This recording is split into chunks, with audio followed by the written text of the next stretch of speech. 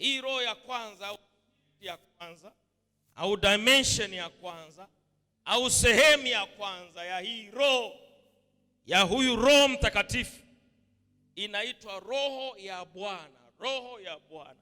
Hili neno roho ya Bwana ukilifuatilia kwenye Biblia utaliona limejitokeza zaidi nyakati za waamuzi. Nyakati ambazo Mungu alikuwa anainua watu. Roho ya Bwana ikawa juu ya Samson. Alafu akaenda akawapiga Wafilisti. Roho ya Bwana ikawa juu ya Gideon.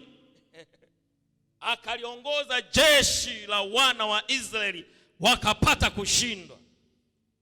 Roho ya Bwana ikawa juu ya Eyahu. Waamuzi wale walipokea roho ya Bwana. Biblia unaposoma mahali pameandikwa roho ya Bwana, maana yake inawakilisha uwepo wake kwenye maisha.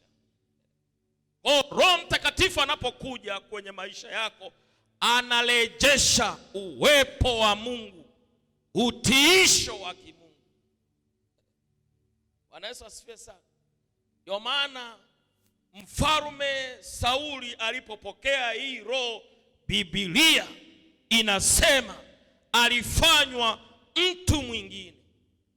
Kwa sababu Roho Mtakatifu anapoingia ndani yako analeta uwepo wa kimungu, analeta mamlaka ya kimungu kwenye maisha yako.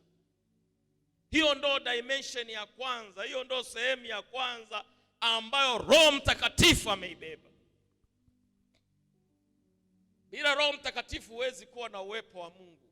Utakuwa mtu wa kawaida. Utaongea maneno na yatakuwa ya kawaida.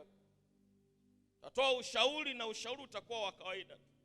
Lakini ukiutoa kwa kupitia Roho Mtakatifu, yale maneno yanakuwa na uwepo wa Mungu, yanakuwa na mamlaka ya Mungu, yanakuwa na uweza wa Mungu.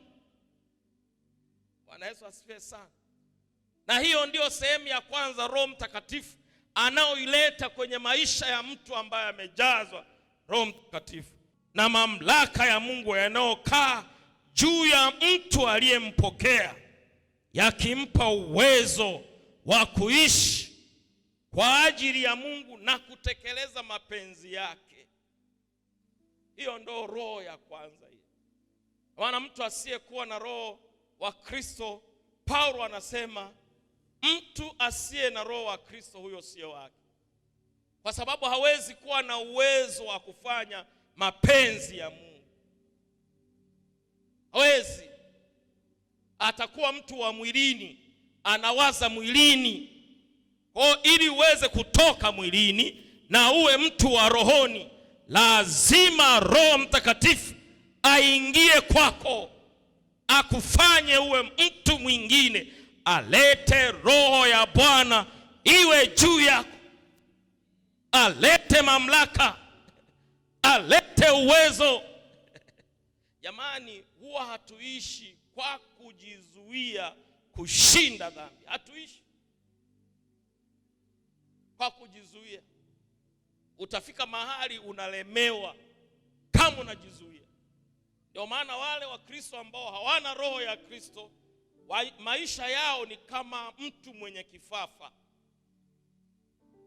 Leo amesimama, kesho ameanguka. Leo amesimama, kesho ameanguka. Hana roho ya Kristo. Mtu mwenye roho ya Kristo, kuna roho ya Bwana juu yake. Maana yake ana mamlaka, maana yake ana uwezo wa kuishi mapenzi ya Mungu, uwezo wa kuishi mawazo ya kimungu. Kwa hiyo ili uweze kubadilika, leo hii tunapoona kanisa limejichanganya, leo hii tunapoona kanisa watu wako vuguvugu, ni kwa sababu hii roho ya Bwana haipo juu yao. Roho ya Bwana inaleta uwezo wa kujidhibiti, wa kuishi maisha yaliyonyoka. Roho ya Bwana. Hiyo ndiyo sehemu ya kwanza ya Roho Mtakatifu.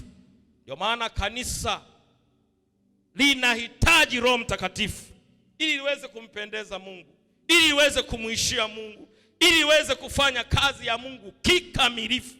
Linamhitaji Roho wa Bwana awe juu yake. Bwana Yesu asifiwe sana.